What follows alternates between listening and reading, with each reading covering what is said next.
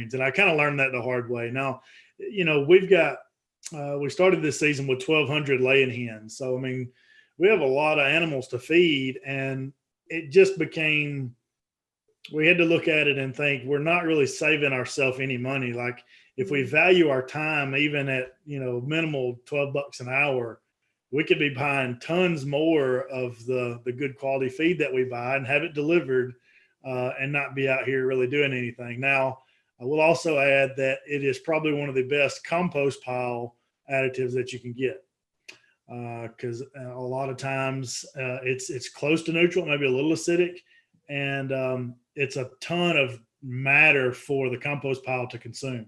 So if you've got a litter-based compost pile going where you've got tons of microbes and stuff in there, the brewer's grains are really, really good for that. And they're worth their weight in dirt, I guess you would say, for compost. But we found now when my brewery buddies call me, it's like, all right, I guess I'll go. And it's almost more of a hassle than it's worth for sure. And we're doing that mechanized. We're picking up 1,200-pound totes of it with a tractor and setting it on the truck, setting it off the truck with a tractor, or dumping the whole thing when we get to the pigs. Even doing it with equipment, it's just become almost more hassle than it's worth.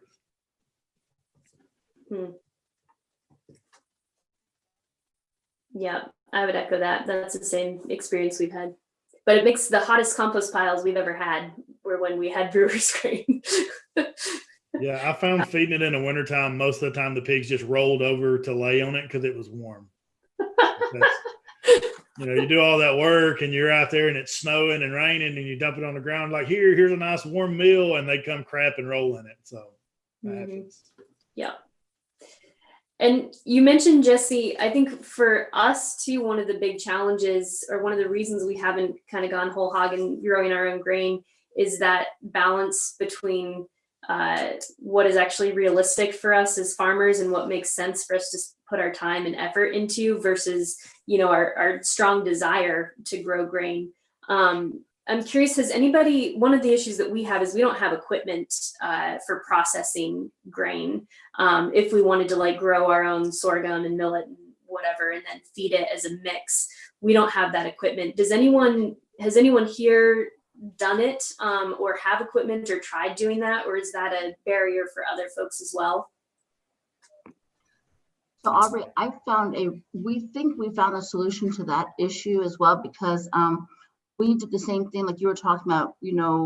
As a teaching farm, we would do small patches where we would try to broadcast the grain on there, but unfortunately you would probably, like buckwheat, we did a lot of that for our honeybees too, and you lose a lot of it. Clover, anything you put out there, it seems like you don't get as much of a I don't know what you want to call it, for the dollars that you spend on a 50-pound bag versus what comes out and actually makes it, and the consistency.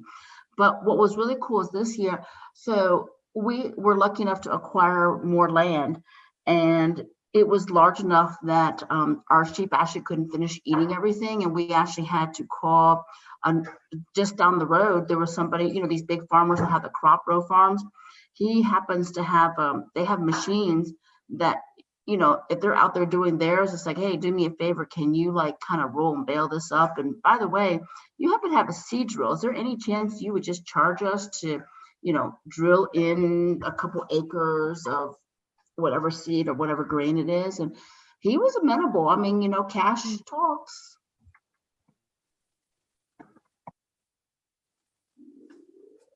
That's great, man. Yeah, that's it. Cash talks. Yeah, we need to get a hold of a seed drill and try that. For those who have grown crops, well, first of all, let me ask, is there anyone on the call who has grown enough grain or supplementary feed, whether it's black soldier flies or, whatever, that they've seen it offset how much grain they're having to give their animals or offset their costs? Has anyone gotten to that tipping point yet?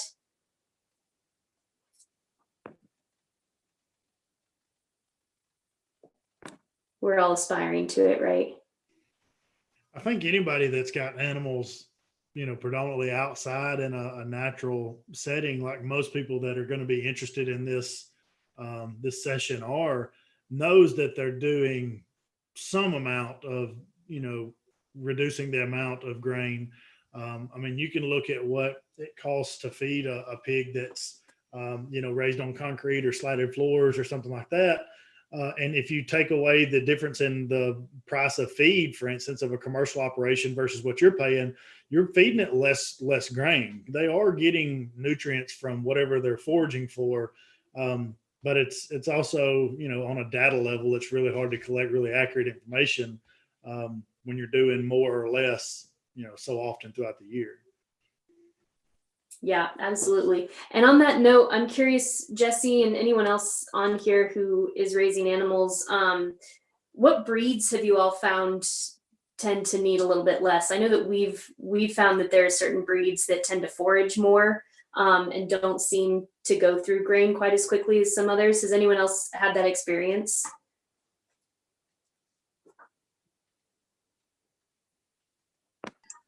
For our goats, we selected Kiko goats. Hey, Stephen, that's reverberating in the other room.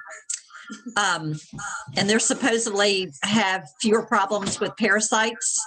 And we've had them for a little over a year and have been really happy with them. We just bred them for the first time. We've got 4 goats. We're not big time yet. We have 4 goats, but hopefully to first feed us and then hopefully have things in the future grow it to where we can sell. But the Kikos we've been real happy with them, and supposedly they're very durable goats. Great.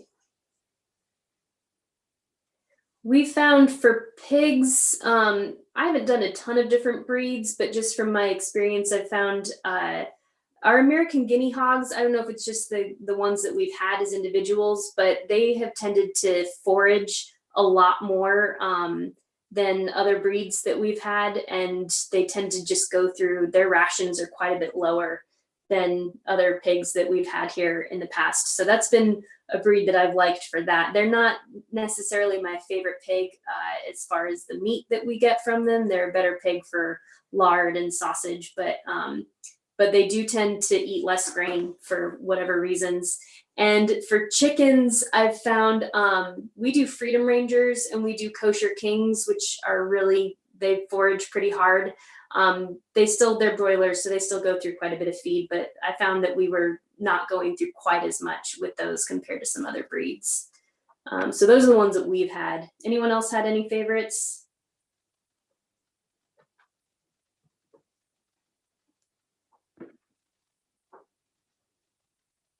Great. The other one I wanted to ask, so Joanna, you mentioned that you guys work with restaurants and caterers to get food. Can you talk a little bit about kind of how that works and where that's been helpful? Yeah, well, we get from Tropicalio in Birmingham and Sorrel or Sorelli, which is a catering company. I've just made friends with them personally, and they asked me if I wanted to do that. And I go pick up every week, or if I miss, every other week. And they both just set the buckets outside, and I'll just tell them, hey, I'm coming. And I return the buckets washed. And right now we have 70 chickens in the composting system. And I'm still feeding them some grain. But when we had 25 in a system like that, I wasn't feeding them any grain. It was completely off of compost, and I would have like maybe a bucket a week of the brewer grains, spent brewer grains, and that was all they got. And they thrived in that system. I'm just hesitant just because there's 3 times as many to do completely compost. But that's the goal. So yeah, getting a lot of compost too, like 4 wheelbarrows a week from that system. Wow. Yeah. And what are the restaurants giving you? Do you give them parameters, or are they giving you? Yeah, so sorely, it's all food scraps. No poultry is the only thing. Yeah, no high sugars or cakes. And Tropicalio, uh, same thing. I tried the plastic, compostable plastic. Don't do that. It was awful, but good lesson. So now it's just back to food scraps, and also they switched to compostable paper plates, and I've been doing that too. So Okay. And I you have said a question. So did they just put them in 5-gallon buckets and just put them outside? yeah, And they're okay out there for a week till you come pick them up? yeah. These double lock buckets right here. Yep. Okay. All right, great. A few years ago, Organic Harvest that was in Hoover, I used to go and pick up buckets of stuff from them, but it was mainly anyway, but they put them in the freezer for me because they ended up having a lot of sloppy stuff because they make a lot of juices and things. And but anyway, but that kind of got to be a problem. I'd have to go by 2 or 3 times a week to pick up the buckets because they didn't have room in the freezer. So Right. but it was close by and I shop there regularly, so it worked. But Yeah. If one more thing about the composting system and feed for the chickens, the way that I'm doing it is I put down the scraps first, and then I'll put down the spent bedding from the goats and the ducks, and it'll just sit under there. And sometimes I'll find and eat through it, but that's been really great at propagating black soldier flies. And then when I turn the pile, they'll find all those black soldier flies underneath. Nice. I've got a question for Trevor. Okay. Trevor, what's the restaurateurs, what's their incentive for separating? The brief time that Martha and I worked with the Organic Harvest, it was particularly because it was coming out of a juice bar, it was almost naturally segregated real well, but even so, I had to pull out twist ties and plastic gloves and not a lot. But I worked briefly, very briefly, with Whole Foods. And that was pretty good because it was their waste refuse, the stuff where they clean up their produce before they put it out. Uh-huh. It was very timely, but it was a very food stream. But for the Right. restaurants you're working with, what's their incentive for messing with you? Well, yeah, like I said, they reached out to me because they wanted to do it because they're good people and they care about the environment and want to play their part, I guess.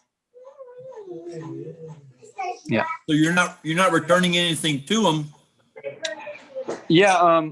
So Tropicalio, I've given them compost. They have some raised beds, but I'm not really returning anything to them. I post about them on social media every so often, but that's not required. Thanks. And Trevor, you all said that you are doing black soldier flies as well. Is that naturally as part of your compost, or do you also have the pods or the bins? Naturally as part of the compost, and the maggot bucket. Yeah. Great. Does anyone else do black soldier flies?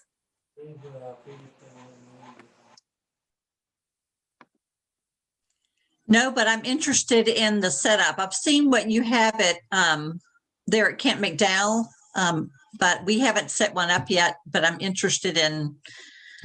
We don't currently have a big source of food waste to add to it. So Great. Yeah, I can share what we do here in some of our resources. It's one of my favorite things that we do. Again, it's not something that has We're not producing enough black soldier flies right now that it's reducing how much grain we're giving the chickens, but I do tend to see a little spike in their production when we're giving them a lot of black soldier flies because there's so much protein in there, and they go crazy for it. And you can also give it to your pigs. So it's a great thing to have for us as an ed farm. It's also just a home run because people love seeing them. But I can show you here. I'm going to share my screen real quick. Mariam, can you give me permission to share? Yeah. There's a great resource that I can show you. Okay. Because we have dining halls, we have a natural source of constant food waste, although less this year since we don't have as many people here. So black soldier flies, they will naturally come to any food waste that they can smell. And they're these biopods that we purchased a number of years ago. I'll show you a photo. And we put a little bit of gravel down on the bottom and then some burlap just to help with drainage. And then as soon as the last frost, essentially, we'll start putting food waste in there and cardboard. And the cardboard provides corrugation that's perfect for them to lay their eggs in. And then the food waste obviously is a food source for the larva. So when the eggs hatch, they eat the food waste. And the nice thing about it is you can put the worst of the worst food that you would never actually feed your animals, like meat, like you all were saying.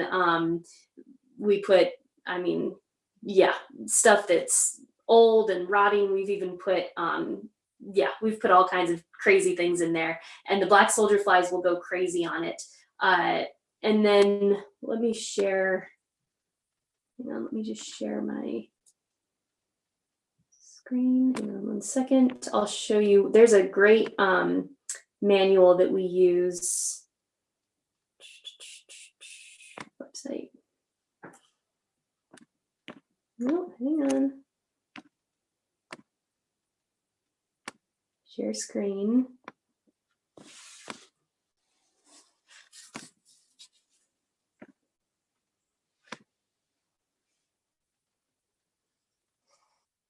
Okay.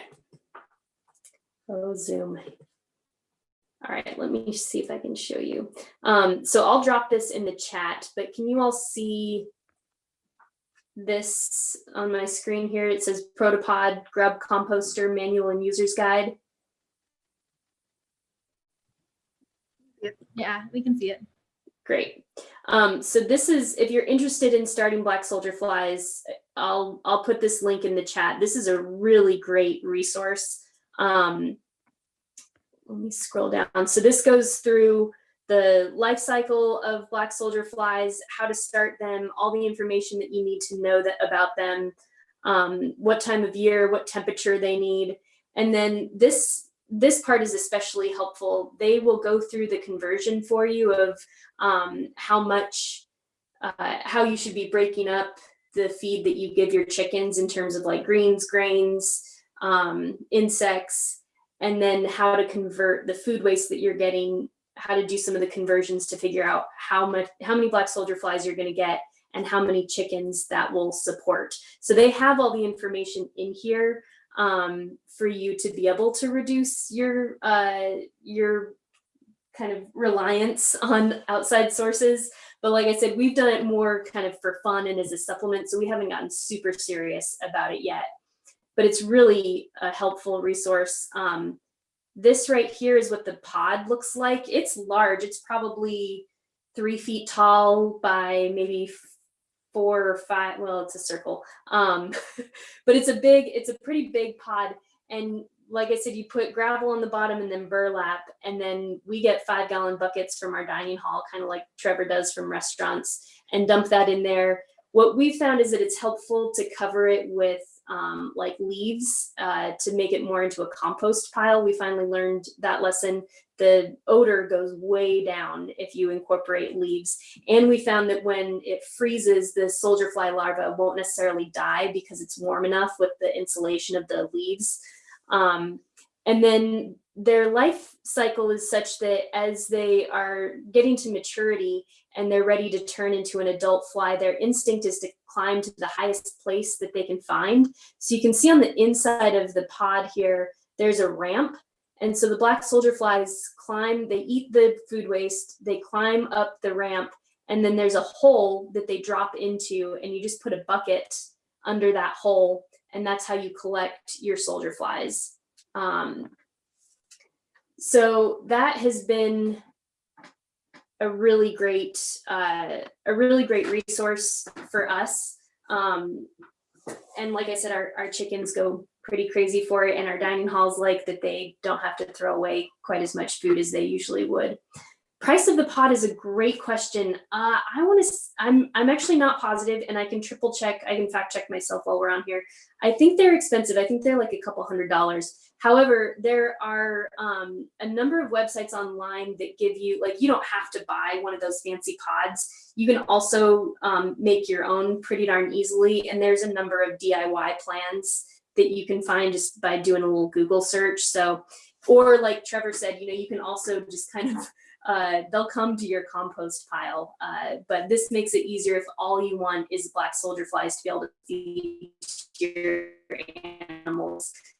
To make it really very easy. So I really got resource, and that has worked well for us.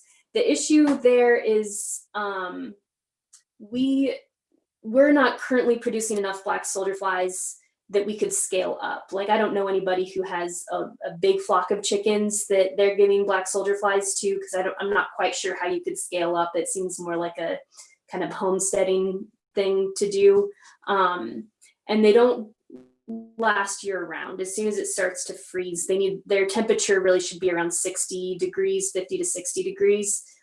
So we start them when it starts to reach that temperature in the spring, and they just died a couple weeks ago when it started dipping into the 20s at night. But the nice thing about Alabama, it stays warm so much of the year that we still had them up till a couple weeks ago.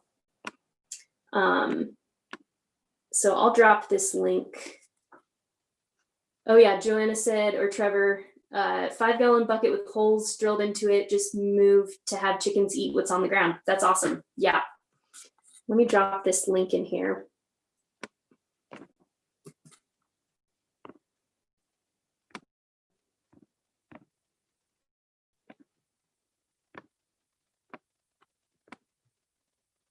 Great. So that's the link to the user manual. But like I said, there's a lot of DIY plans online as well. Are there any other supplements that anybody has tried? I'm thinking, maybe mealworms or anything else that anyone has found, byproducts that they've been able to use to offset how much grain they're feeding? Grass. Yeah.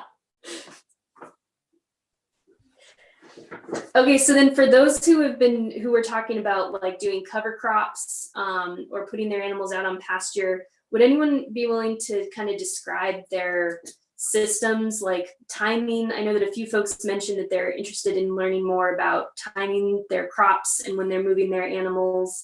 Or I think it was Stephen who mentioned that he didn't quite get his barley timing right, but had some learnings.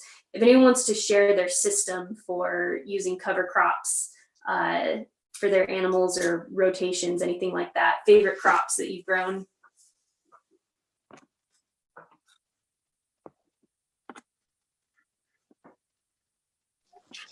I wanted to ask a question. It's not about the cover crops. It's about fermenting. Yeah.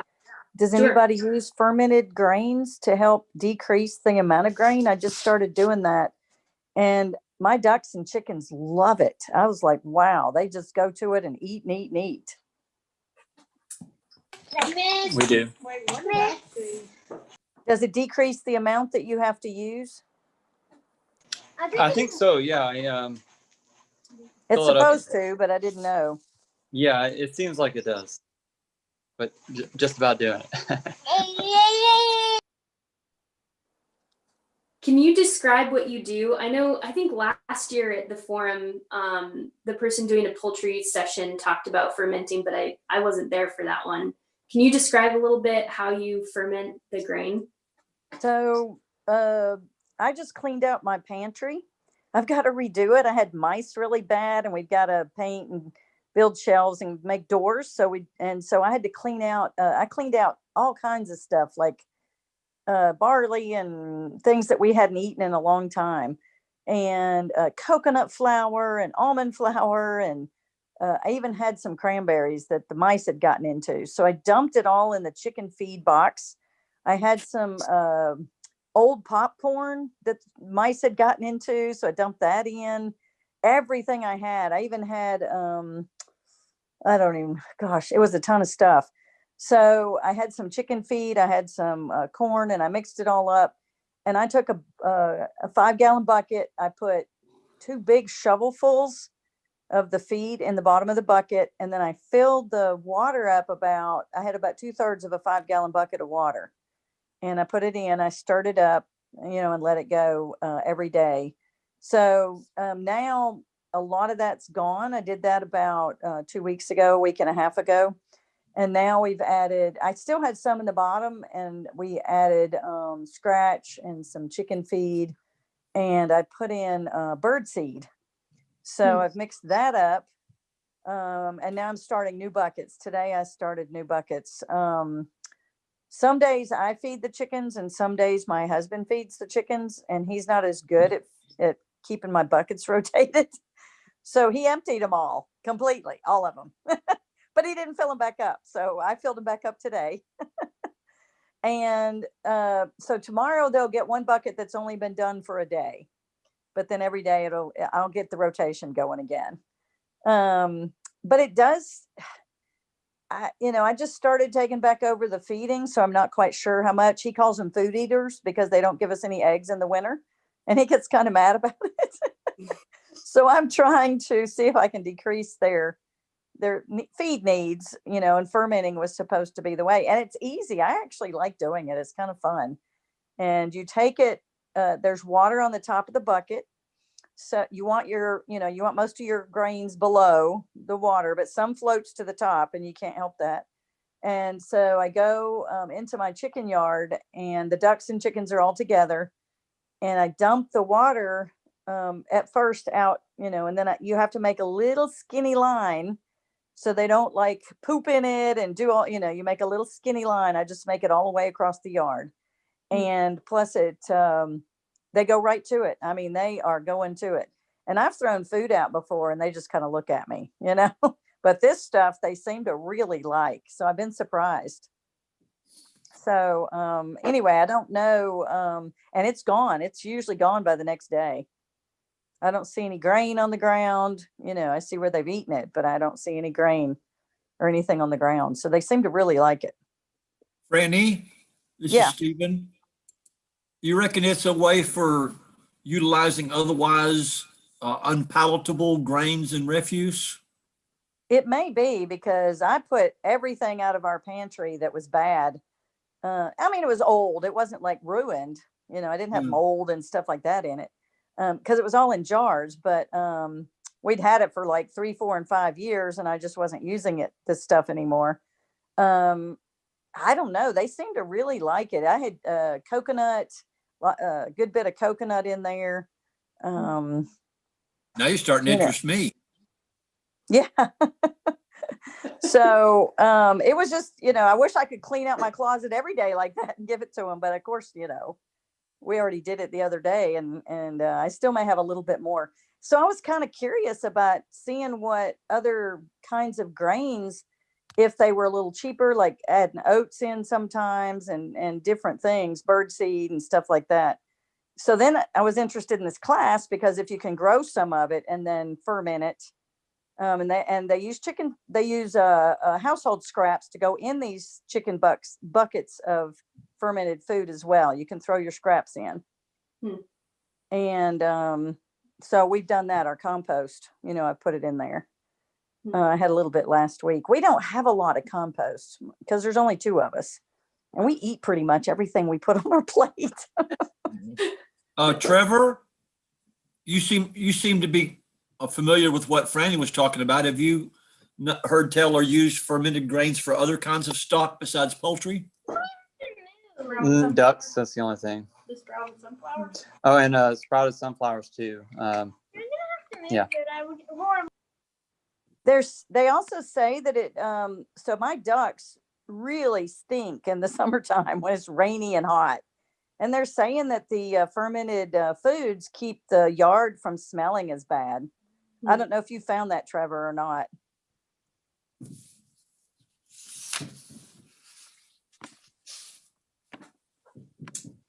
I haven't taken note of that. Okay. Well, I'll have to wait till next summer to find out. Yeah, I'm curious. I'd like to start trying that. I've been meaning to try fermenting, and I've just been a little bit nervous about getting it started. I don't know why, but I think we're gonna give it a try. It's so easy. I was like, wow. And I do I sit my 5-gallon buckets out overnight, so some of the chlorine comes out of it. Okay. And this may be a really dumb question, but you can only do it with raw grains, right? Because I think the thing that we give our chickens a feed from Hillsboro, and I just wonder if we switch them to fermented raw grains, are we risking losing minerals or other things that they might need in their diet? I'm not That's where we get sure our about grain that. too. That's where we get our pelleted grain, the non-GMO. Mhm. I mean, it seems to work okay. I've done it for a while with a hiatus, because laziness, but it seems to work. Okay. You fermenting it? Yeah, and Oh, it cool. puffs up and expands, and yeah. Great. Okay. Yeah, we're definitely going to try that. And we'll blame you if it doesn't work. Don't worry. No. And maybe you guys can see if there's a decrease in the amount of grains that you have to use, because it's supposed to decrease it by 1/3. Yeah, it does. Usually I'll fill up the bucket 7/8 of the way full for all my animals, all the chickens and ducks. I only have to fill it up 5/8, doing that, and then soaking it in water. Yep. Man, that's great. Yeah, we're definitely going to try that. Charlotte asked, Joan, would you mind sharing about your oat growing?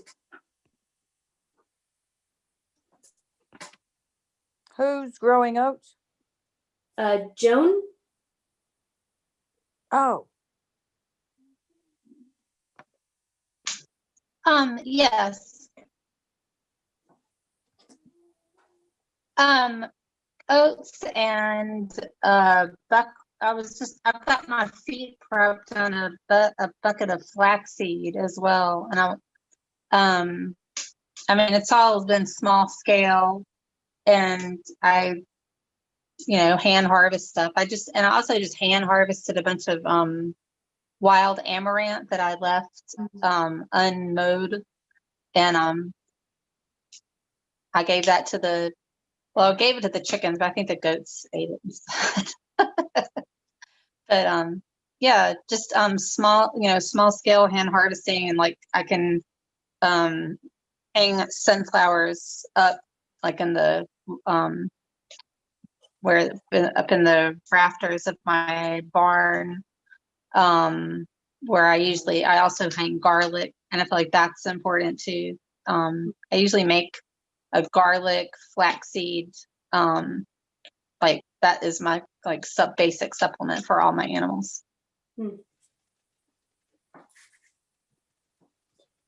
Can you talk a little bit about why you do that mix, Joan? I'm sorry? Can you talk a little bit about why you do the garlic flaxseed mix? Oh, well, flaxseed is I think a lot of people use flaxseed as a natural dewormer. And it's also high, what is it, like omega-3s or whatever. mm-hmm. Yeah. And garlic is also a natural dewormer for animals. Yeah. We did a pasture mix. We sowed a mix for our chickens it was like flaxseed, clovers, buckwheat, a few different things. They liked that flaxseed, but it was tricky to get the timing right to make sure that they were on it when it was at the right stage, and then, they demolished it very quickly. Right. Yeah. Right. Yeah. That's happened to me with buckwheat when I, had an area sown just with buckwheat, and as soon as I let animals out onto it, they Yeah. like that. Yeah. We're actually running low on time here, and I really want to make sure to get in the question of what support do folks feel like you need to be able to reduce your grain, either in growing your own grains or supplements? Is there support as far as like knowledge? Is it equipment? Is it hearing from other farmers? ASAN does these regional farmer trainings, and I can certainly go back to them and see if there's any support that they can offer our community on this topic. Just knowing how other people do it. Yeah. And if it really, if they're able to really save money, that's what we need to try to do, is not have just food eaters, but just, be able to save money and have healthy animals, but not too much labor, which is one of our other guests here was saying, anyway, that, he likes to sit on his couch and sell food on his, on the internet instead of doing tons of work. Yeah. I thought it's important. I don't remember who it was that was talking about goats eating things like yellow dock and basically, wild herbs. And I mean, goats will figure out if they're allowed, some space. They'll figure out what is the best food, and a lot of it's medicinal food. And I had a place where I had a fire, had burned some, wood. And so there was a lot of charcoal. Then somebody told me that, and I kept seeing the goats over there. And then somebody told me that, charcoal was another natural dewormer. And so just allowing your goats to, find range, find stuff like that is really important, I think, for their health. Yeah. I think one of the most important things that people need in order to be able to grow more forage for their animals is just access to enough acreage to do that, and then also learning how many animals that you can keep on that acreage efficiently and keep them moving. So it's really, really easy if you're selling eggs, for instance. When we had 20 or 30 chickens, it's really easy to add, another 30 chickens in there and then realize, hey, I'm out of space. I really should have kept it somewhere around the original 20 or 30. And so I think it's just kind of an experience thing. It's always going to be really hard to know exactly how much money you're saving yourself if you don't do some very, very detailed, measures on it for how much time you're spending growing the forage and stuff like that. So we don't necessarily look at how can we reduce our feed bill by growing more of that animal's food. We're going to reduce our feed bill by grinding and mixing our own commodities. That's something that'll cut our feed bill by almost 50%. And that's after all of the savings from the feed bill pays for the extra equipment it takes to do that. One of the reasons that we want to grow as much forage for the animals themselves as possible is because it increases the health of that animal. It also adds nutritional value when you consume that animal. And it also adds regenerative aspects to the land itself. And so those things are really what I feel like is most important to us. And so that's why we try to grow as much forage as we can. That's well put, Jesse. Thank you for that. Yeah. I think for us too, the fear that I have with growing our own grain is just getting the mixes right and making sure that we're not, hurting our animals in any way with not getting the right balance or the right minerals or things like that.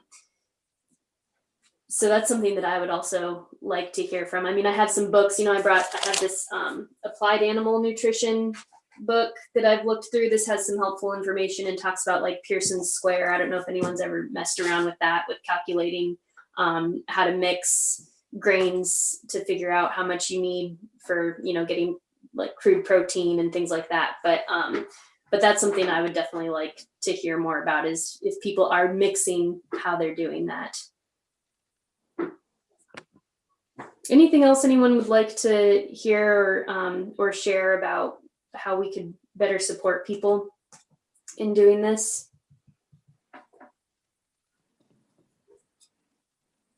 I think this class is great. Great. Just the education.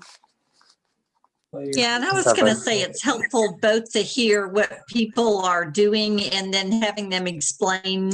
I'm interested in learning more about fermenting is it also called sprouting grains? Is that, I think I'd seen something about that years ago about somebody that was actually sprouting them. So they actually went to the point of green. Has anyone done that? I have. We did a lot of So which fodder. do you like better? Just sprouting or? They're different. I like them both. Yeah. I like to throw in sunflower seeds in the bedding of the goat and the ducks, and then by the time they get to the compost with the chickens, they'll be sprouted. I'll just throw in there. Oh, Modified version of that now. I'm throwing corn into the bedding with a couple of sows that I have that have babies in the barn, and then after a few weeks, when the new pigs come in there, some of that corn will actually sprout, and they'll go through and dig that composted bedding up a little bit. We did the fodder for a short period of time, and at that time there wasn't as much information as there is out there now about it. But there's some stuff that you can buy to scale up fodder production, like really, really good. And that's something I would recommend everybody looking into, is the sprouted grains or fodder. That's great. I'll also share, this was separate, but let me share. Someone brought up the Lespediza, and I'll just share real quick if folks are interested in that. Let me grab the link here.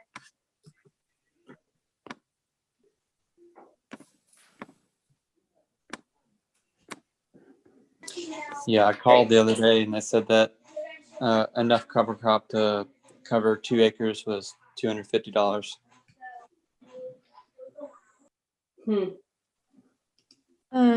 I'm just also going to throw in there. I met with a hobby farmer maybe it was a month ago now, who's working on a project to do duckweed production to cut down some of that vegetable protein in his animal feed. So that's pretty cool too. He's like, he has a plan where he's going to make these kind of like long, shallow vats and then skim it off the top. So something to look into, and I'll give you all updates as I hear how it's going, but throwing it out there. Great. I know we're at time, but Martha asked a question. Jesse, would you mind briefly sharing how you sprout?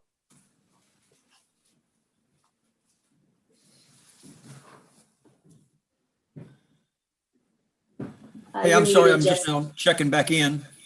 Yeah. But I'd like to answer a question Aubrey asked about what. Oh, I'm sorry. Go ahead. Oh, I see she's working on something.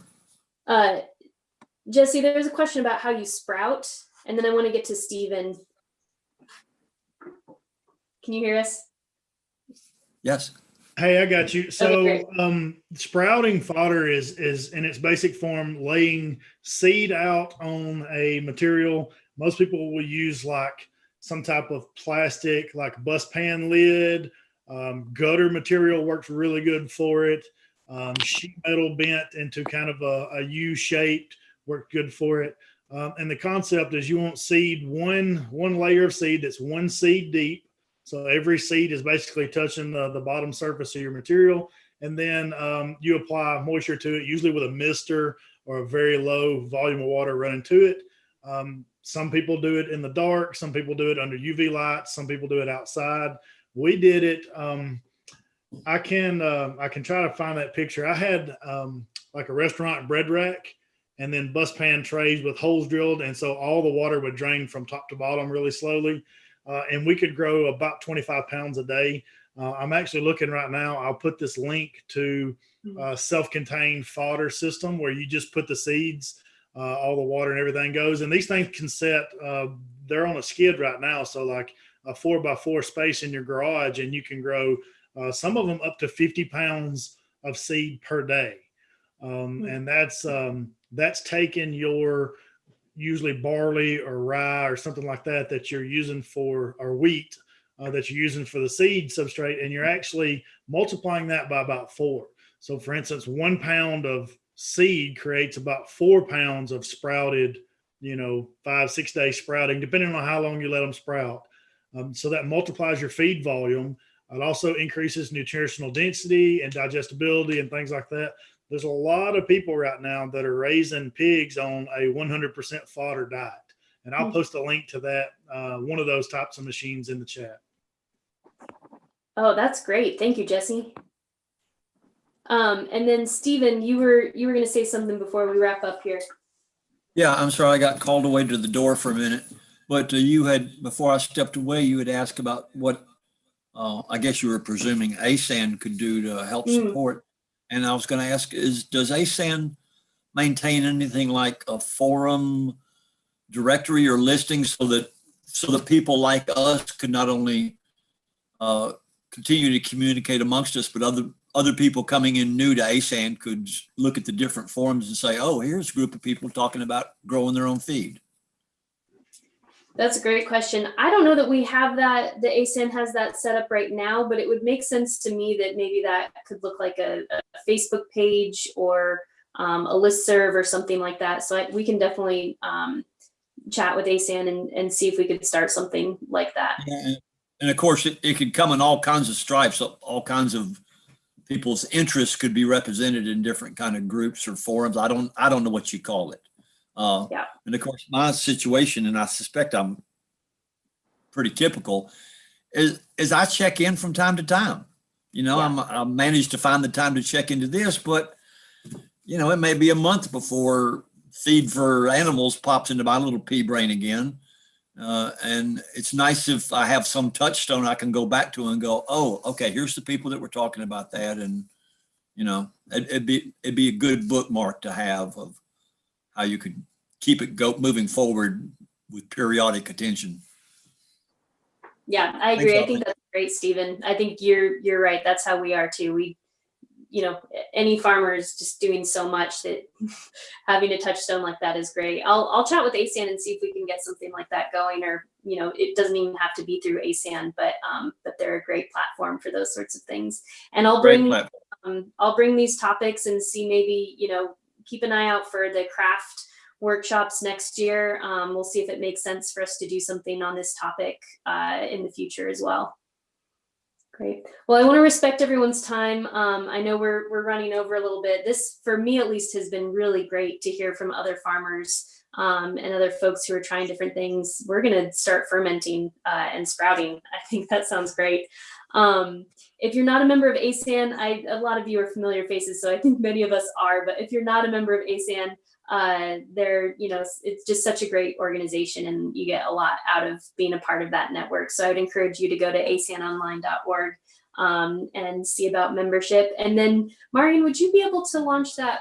Do you have that poll? Great. So for the forum too, we also have just a short poll at the end of each session, just to get your feedback on how it went. 1 is the lowest score and 5 is the highest score. And it's just 3 simple questions. And with that, I just want to thank everyone again for showing up and sharing your experiences. Thanks to Marian for helping to handle all the tech. And thank you so much to our closed captioner, who has just been typing like a wonderful mad person behind the scenes. We really appreciate it. Thank you, Aubrey and Marian. Great. Thanks, everybody. Take care. Enjoy.